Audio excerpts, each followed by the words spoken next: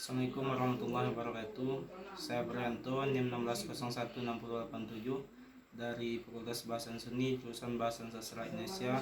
Baiklah, dalam hal ini saya akan membacakan materi mengenai pelayanan tugas personil dalam layanan BK lanjutan. Nah, dalam membacakan mengenai peranan dan kerjasama personil sekolah dalam pelayanan bimbingan dan konseling di sekolah. Keberhasilan penyelenggaraan bimbingan dan konseling di sekolah tidak lepas dari peranan berbagai pihak di sekolah. Selain guru, pembimbing, atau konselor sebagai pelaksana utama, penyelenggaraan bimbingan dan konseling di sekolah juga perlu melibatkan kepala sekolah, guru mata pelajaran, dan wali kelas. Tugas masing-masing personel tersebut, khususnya dalam kaitan dengan pelayanan bimbingan dan konseling adalah sebagai berikut. Yang pertama, peranan kepala dan wakil kepala sekolah, yaitu keberhasilan pemrograman layanan bimbingan dan konseling di sekolah tidak hanya ditentukan oleh para petugas bimbingan dan konseling itu sendiri, namun juga sangat ditentukan oleh komitmen dan keterampilan seluruh staf, terutama dari kepala sekolah sebagai administrator dan supervisor. Sebagai administrator, kepala sekolah bertanggung jawab terhadap kelancaran pelaksanaan seluruh program sekolah, khususnya program layanan dan bimbingan konseling di sekolah yang dipimpinnya. Selanjutnya, yang kedua yaitu sebagai penanggung jawab kegiatan pendidikan di sekolah. Tugas kepala sekolah ialah mengkoordinasikan seluruh kegiatan pendidikan yang meliputi kegiatan pelajaran, pelatihan, serta bimbingan dan konseling di sekolah. Menyediakan dan melengkapi sarana dan prasarana yang diperlukan dalam kegiatan bimbingan dan konseling. Memberikan kemudahan bagi terlaksananya program bimbingan dan konseling di sekolah. Melakukan supervisi terhadap pelaksanaan bimbingan dan konseling di sekolah. Banyak hal lainnya, namun untuk saat ini itu yang dapat saya jelaskan. Selanjutnya, menurut Praitno 2004 merinci peran tugas tanggung jawab kepala sekolah dalam bimbingan dan konseling sebagai berikut. Mengkoordinir segenap kegiatan yang diprogramkan dan berlangsung di sekolah, sehingga pelayanan pengajaran, latihan, dan bimbingan dan konseling merupakan suatu kesatuan yang terpadu, harmonis, dan dinamis. Yang kedua, menyediakan prasarana, tenaga, dan berbagai kemudahan bagi terlaksana pelayanan bimbingan dan konseling yang efektif dan efisien. Yang ketiga, melakukan pengawasan dan pembinaan terhadap perencanaan dan pelaksanaan program, penilaian dan upaya tindak lanjut pelayanan bimbingan dan konseling, dan lain-lainnya. Dalam perspektif kebijakan pendidikan nasional Diknas tahun 2006 terdapat 7 peran utama kepala sekolah, yaitu sebagai kepala sekolah, sebagai edukator yaitu pendidik, kepala sekolah sebagai manajer, kepala sekolah sebagai administrator, kepala sekolah sebagai supervisor, dan kepala sekolah sebagai pemimpin. Kepala sekolah juga sebagai pencipta iklim kerja. Kepala sekolah juga sebagai wirausahawan. Selanjutnya, peran wakil kepala sekolah. Sebagai pembantu kepala sekolah, wakil kepala sekolah membantu kepala sekolah melaksanakan tugas kepala sekolah. Dinmayer dan Cadwell dalam Kusmintarjo 1992 menguraikan peranan dan tanggung jawab kepala sekolah dalam pelaksanaan bimbingan dan konseling di sekolah sebagai berikut. Memberikan support, ikut serta menetapkan dan menjelaskan peranan anggota stafnya. Mendelegasikan tanggung jawab kepada konselor dalam hal pengembangan program bimbingan dan konseling.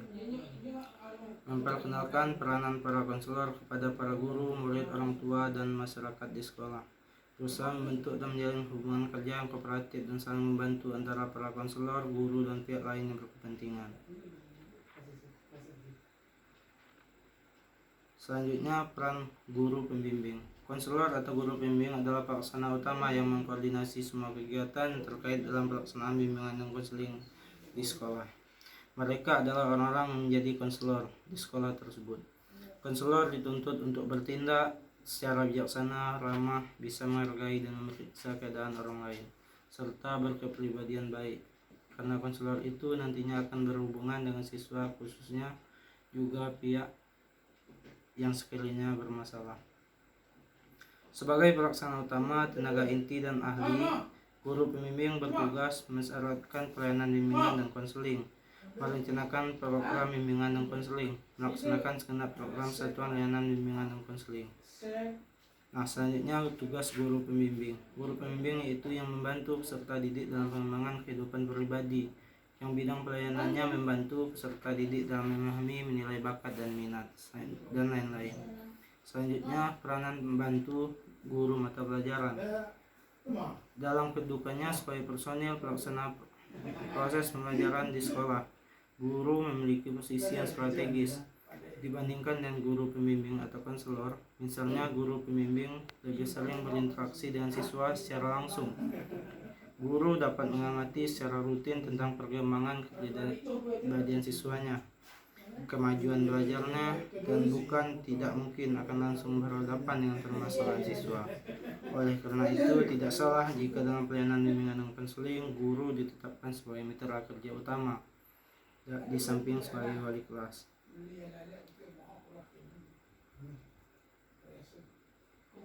Peranan wali kelas.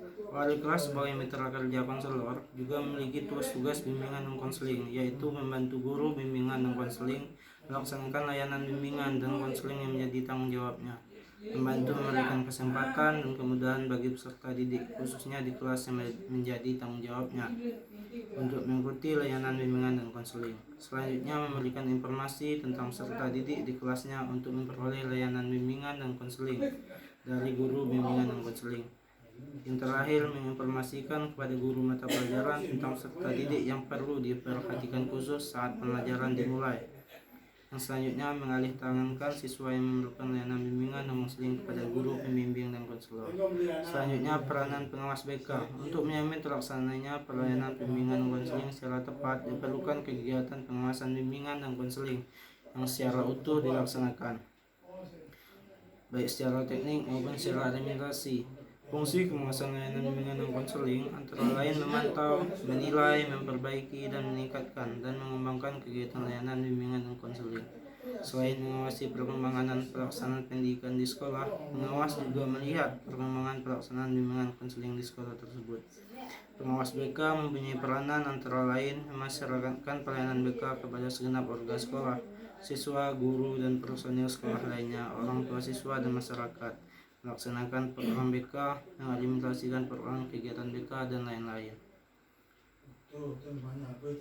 Terakhir, adapun manfaat dari program bimbingan dan konseling adalah mengontrol kegiatan-kegiatan dari para personel bimbingan dan konseling, yaitu bagaimana pelaksanaan tugas dan tanggung jawab mereka masing-masing, mengontrol adanya kemungkinan hambatan-hambatan yang ditemui oleh para personel bimbingan dalam melaksanakan tugasnya masing-masing, memungkinkan dicarinya jalan keluar terhadap hambatan yang ditemui, memungkinkan terlaksananya program bimbingan secara lancar ke arah pencapaian tujuan sesuai yang telah ditetapkan. Personel sekolah dan pelayanan BK. Pelaksanaan tugas pokok guru dan proses belajar pembelajaran tidak dapat dipisahkan dari proses bimbingan. Ada beberapa pendapat mengenai hal ini, yaitu proses belajar menjadi sangat efektif apabila bahan yang dipelajari dikaitkan langsung dengan tujuan pribadi siswa. Nah, demikianlah yang dapat saya jelaskan mengenai materi pelayanan, peran dan tugas personil dalam pelayanan BK lanjutan. Demikianlah. Assalamualaikum warahmatullahi wabarakatuh.